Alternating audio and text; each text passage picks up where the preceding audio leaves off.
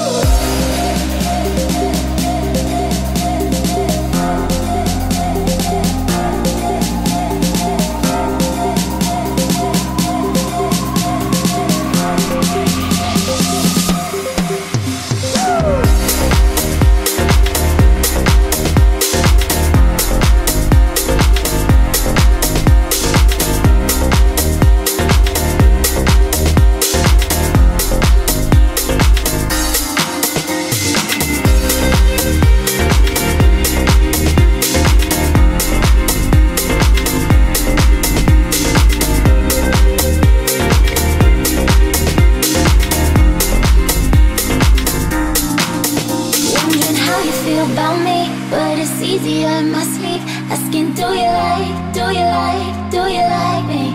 I love watching you agree. You and I were meant to be. Need to find the words, find the words, find the words. Keep dreaming about you, I'm dreaming you're loving me for me. And watch you are, how you make me feel. The two of us making love, how'd you do it to me? I've been dreaming of, dreaming of, dreaming of. Dreaming you're loving me for me. And watch you are, how you make me feel. The two of us making love, how'd you do it to me? I've been dreaming of, dreaming of, dreaming of.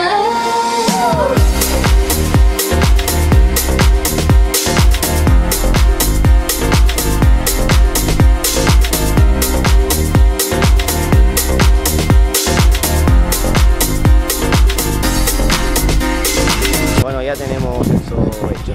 Ya César, al final ha salido bien. Hemos bajado el récord de la prueba del año pasado, que creo que estaba en 17.20 y algo, 17.04 se ha quedado ahora.